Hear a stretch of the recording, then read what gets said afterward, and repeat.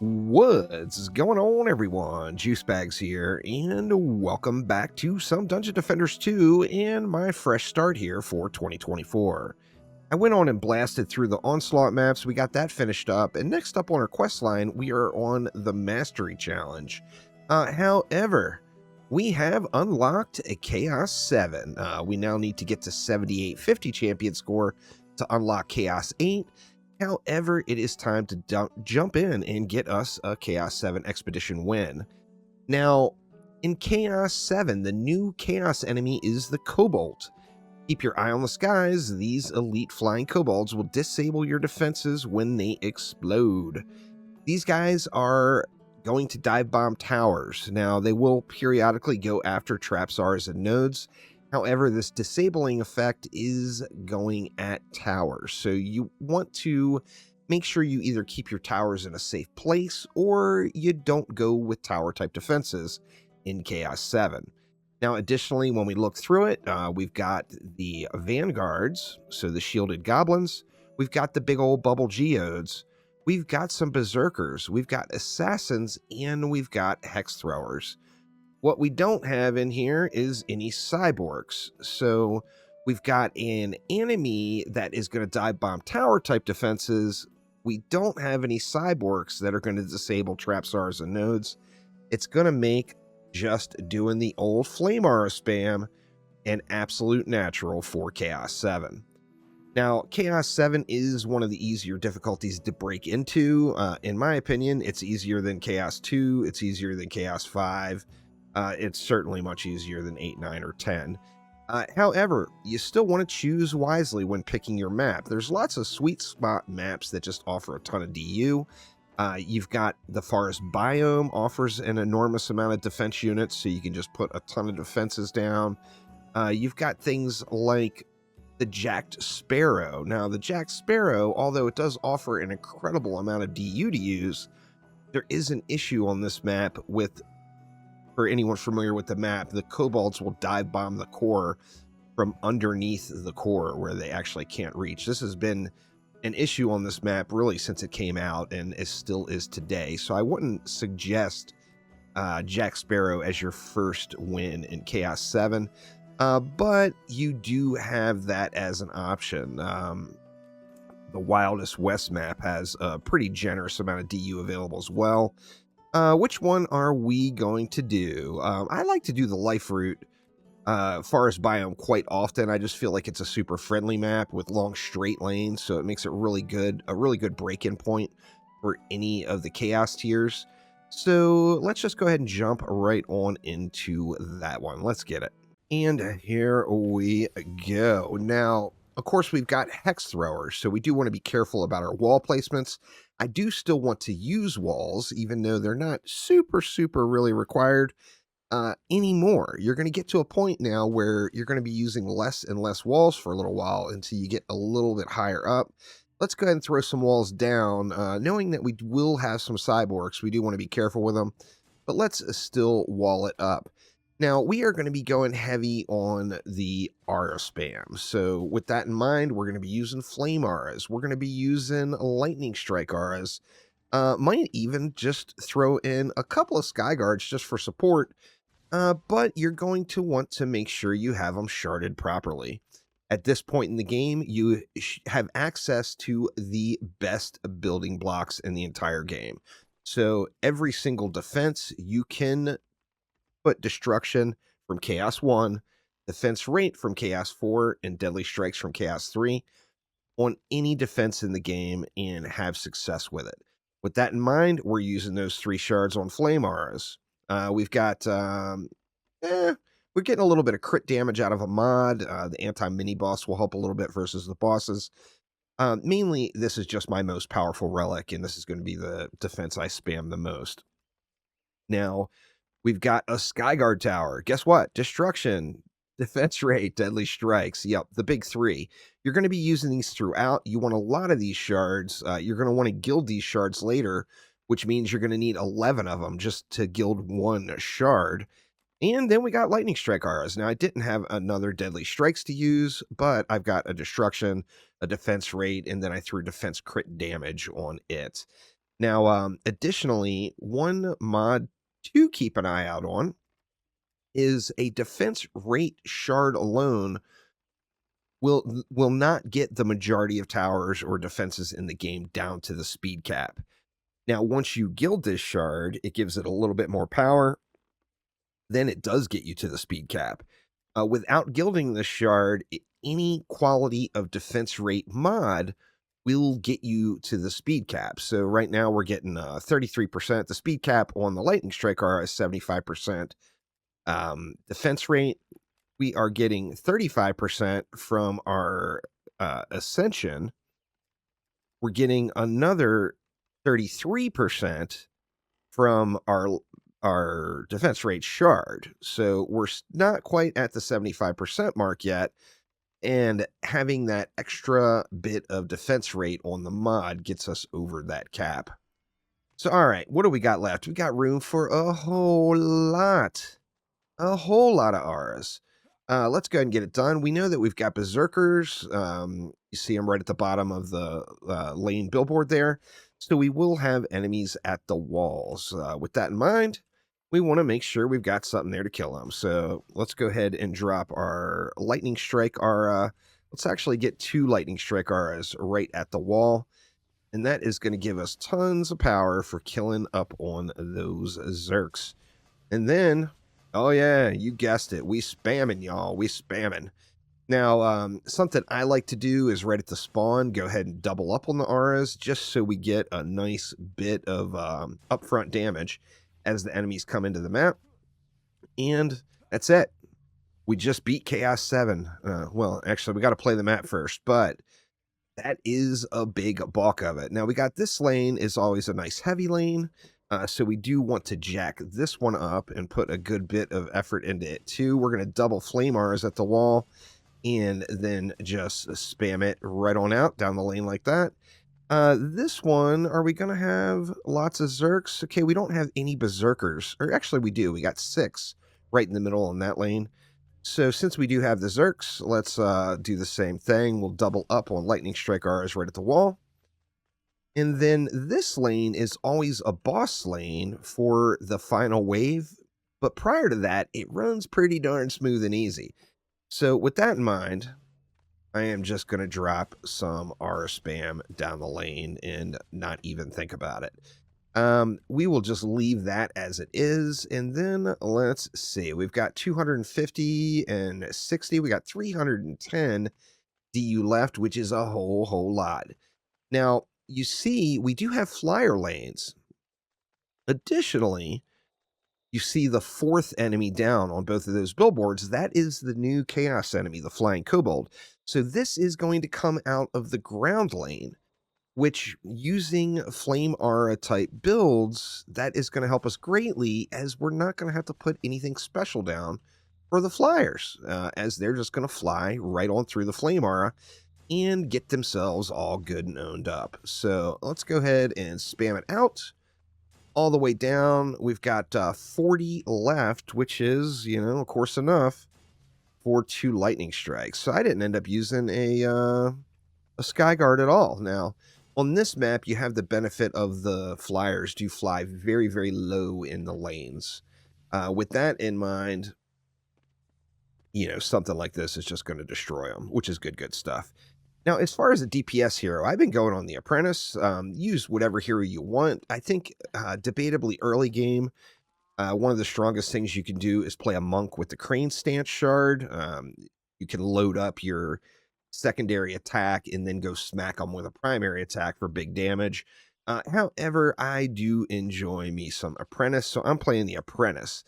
Now, I don't have anything really dialed in on the Apprentice. You see, it's a real mix and match set of gear here.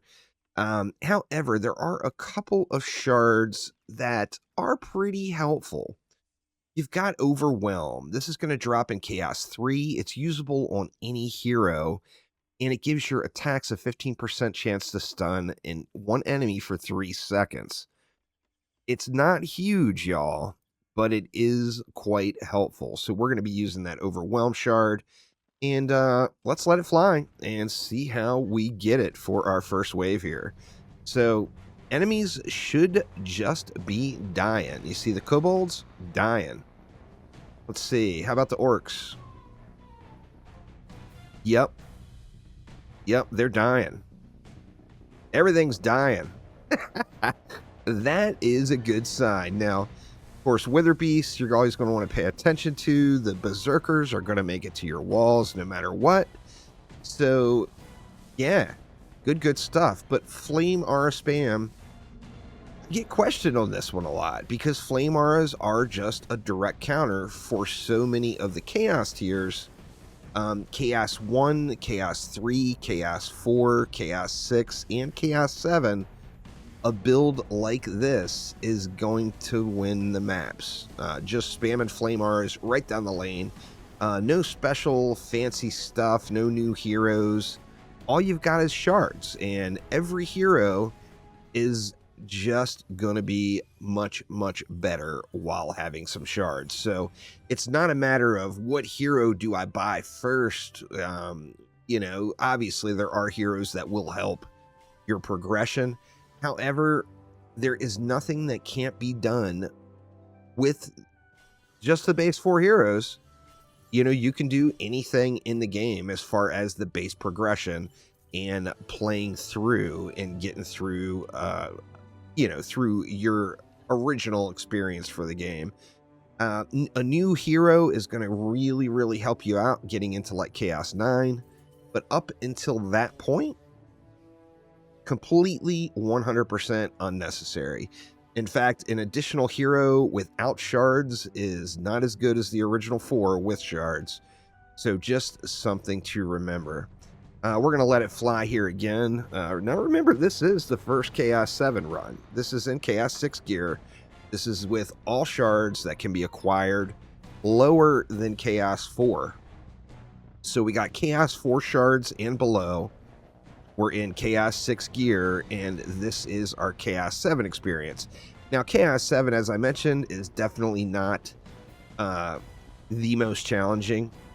In fact, it's actually one of the easier tiers to break into, and that's why, you know, obviously we're having this experience right here, making it fairly chill. We got some Zerks on this lane now. I might want to consider a few upgrades in that one, since that is a boss lane here. Alright, so we got our first boss here. We got Tuskar rolling down. Let's see how Tuskar does with no hero damage. Tuskar is pretty thick boy. He's going to be a little harder to get through. But, oh yeah, we can still repair through his damage. And there we go, boss down. Now, you know, there are enemies in the game like the Siege Roller, which will require some hero damage. You're going to have to get up in there and get some hero damage on it, particularly as a brand new player. However, remember, it is a tower defense game first. Take good care of your towers. Use the correct towers to match the counter that you're facing, as you would in literally any other strategy tower defense game, and you're going to have yourself a winning experience. This lane, you know, it's a flyer lane and all that, and it's always heavy, but this lane is just never really a big issue. Let's just go ahead and let it fly. What do we got coming this time? We got a Drakenlord. So I don't have a Burning Strike Shard yet. If you have a Burning Strike Shard, it's just going to be GG's for you. What I'm going to have to do is swap over to my Hunter, or Huntress, pardon me, and get that Drakenlord oiled up when they come. The Flame Auras will take care of the Ignite, so I don't have to worry about that. But I will have to manually remove that bubble. That is another one of the enemies, of course, that will require a little bit of attention. Now, let's just go ahead and spray into him here. You see, with a little hero damage, even on a completely unoptimized hero, and the lanes just get brutalized. These poor goblins have no idea what's coming for them, that is for sure. So let's just go ahead and continue to slap here. Keeping an eye on the mini-map. The other lanes are just melting, so there's nothing at a wall. We're actually getting a few enemies at the wall over on the far lane. After I said that lane is always nothing. But they died before I could even get there. Alright, so here we go. We got our Drakenlord experience. I'm going to go ahead and cruise on. Oh no, and we've got an assassin at the same time. That is about the worst thing that could happen to you. But we're going to go ahead and get that guy all oily. We'll swap back over as soon as we can. I'm going to hope one of these assassins die right here. Alright, the Drakenlord is back. You see our first boss already died. And the Drakenlord is down. The assassins were more of a problem than what is arguably some folks' most difficult boss to deal with. Oh yeah, it's all about those assassins, y'all.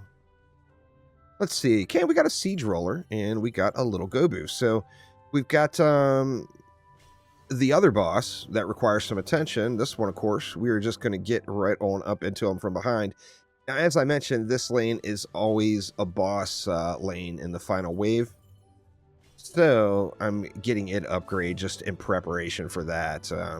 Might look like I'm completely overkilling that lane, but that those upgrades are there just in prep. And let's just let it fly here. I think we will be in pretty good shape here through the remainder. Of course, we're going to have to kill our siege roller. With using a build like this, the counter for the tier, the Kobold, the flying enemy, that is these little EMP zappy boys that are flying out right here, they just get completely countered just because we're spamming the lane with the auras and they're flying down through them all. So there is no Kobold that is going to fly through all of these auras and make it successfully to anything. So it completely counters the tier 100%. And you just gotta watch for your bosses. And let's get Quibbly knocked out first, since the siege roller will be so slow moving. Hopefully we can get these assassins dead here too. Of course, gotta stay out of roller rocket rectum. No pun intended there. Because we're about to get up into roller rocket rectum in just one moment, and indeed a pun intended there. But let's get Quibbly knocked out first here. The walls are actually taking very little damage from him, so we're in great shape there. And there we go, Quib's down. Let's stay out of this. Try to stay out of these little rocket smashes and get that booty shot in. Just about there. Oh, there we go. So it didn't quite make it to the wall. I did upgrade my construction shard. Construction shard is another very helpful shard as you're progressing through. I did upgrade it now. And then, oh man, just look at the power gains. Look at like that. 35,000 defense power. It's actually only one more than what I'm using on that flame aura anyway. So I guess that's not a massive upgrade, but it just feels real nice. Let's see, what do we got here? We got a captain, we got an ogre, and then our final boss here is going to be a siege roller. All right, so why don't we just upgrade this wall, and that will buy us a little bit of time on that siege roller. We all know siege rollers are slower than hell anyway, so that's going to help us out there. If we really wanted to make sure we were in good shape, we could even throw a slow in out here. Like I could sell something and drop in like, you know, the apprentice Freezy here and get a little slow added in there.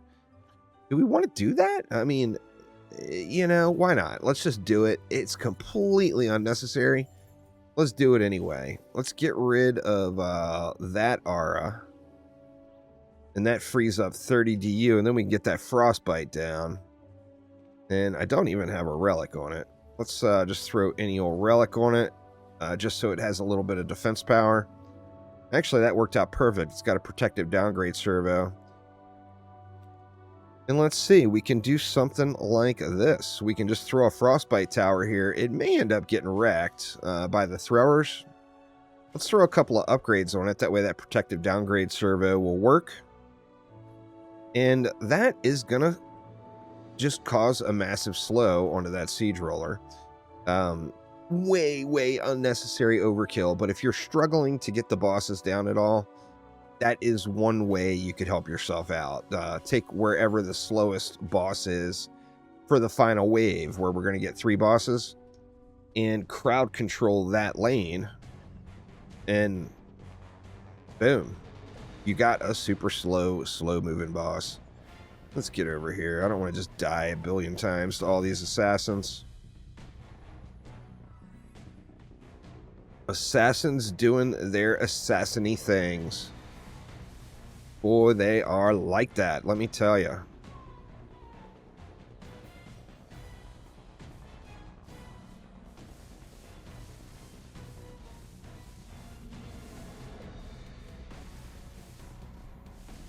Oh, yeah, the frostbite got wrecked. Oh, well.